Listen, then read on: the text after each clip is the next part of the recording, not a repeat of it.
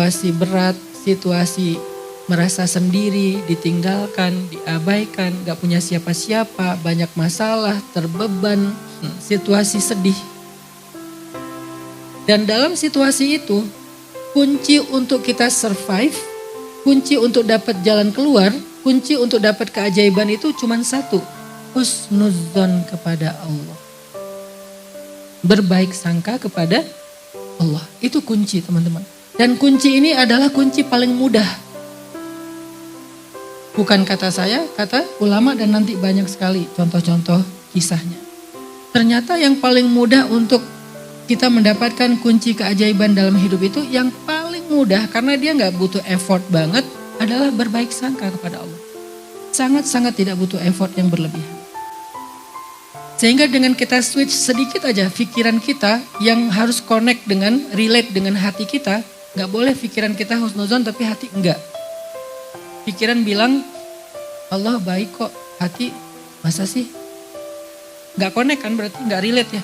Kalau pikiran dan hati udah relate, lalu kita husnuzon kepada Allah, di switch sedikit aja dari yang tadinya curiga, dunun, prasangka, jadi berubah kepada hal-hal yang baik tentang Allah. Langsung seketika itu juga Allah rubah situasi kehidupan kita. Jadi merubah situasi kehidupan kita itu semudah merubah pikiran kita tentang Allah teman-teman. Dan itu dahsyat loh. Bahwa Allah sayang kita, Allah perhatian sama kita, Allah gak mungkin tega sama kita, bla bla bla. Itu tuh dimunculin sesederhana ngebalikin perasaan dan pikiran kita. Sesederhana itu juga dan semudah itu juga Allah kun fayakun merubah situasi dan keadaan kita. Mudah sekali ternyata. Saya kasih contoh tentang keajaiban husnuzan. Yang ekstrim dulu nih. Nabi pernah bercerita, nanti di hari kiamat ada 4 orang ahli neraka. Yang mereka itu banyak dosa, durhaka, kufur kepada Allah. Mereka itu diazab di dalam api neraka, kemudian setelah sekian lama dikeluarkan dari api neraka.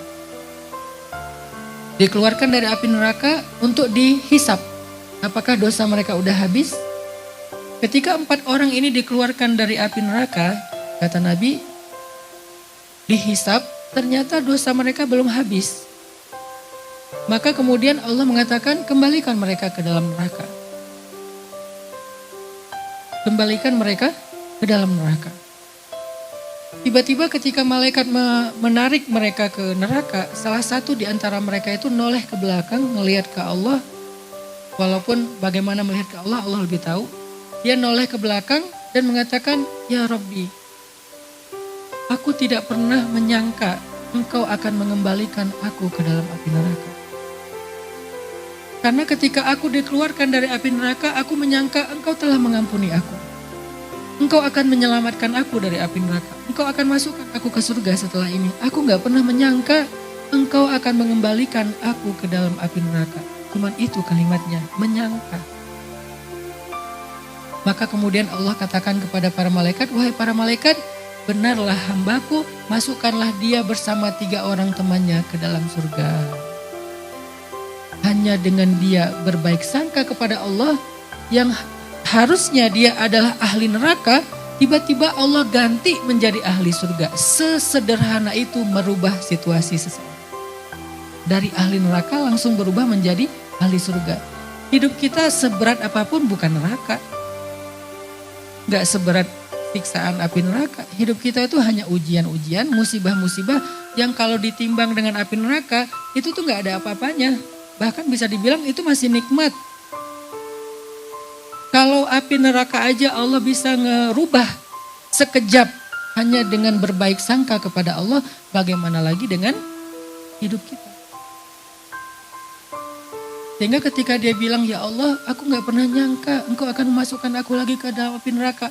Gak pernah nyangka di sini bukan nuduh ya, tapi dia menyampaikan isi pikiran dan hatinya. Aku gak nyangka ya Allah, karena aku pikir Engkau telah mengampuni aku. Allah katakan, aku mengampuni dia. Dan benarlah prasangka dia kepada aku, masukkan dia ke dalam surga karena ana inda dhanni abdi bi. Aku tergantung prasangka hamba kepada aku. Mudah kan bergaul sama Allah? Gak Gak ada cerita kegeeran tuh gak ada. Kayaknya aku kegeeran deh. Merasa Allah perhatian ternyata enggak. Merasa Allah kayaknya sayang banget sama aku ternyata enggak. Gak ada cerita ke Allah tuh kegeeran kitanya tuh gak ada. Karena semakin baik prasangka kita kepada Allah, maka seperti itulah Allah kepada kita bahkan lebih. Kegeeran itu hanya muncul dalam bergaul dengan manusia.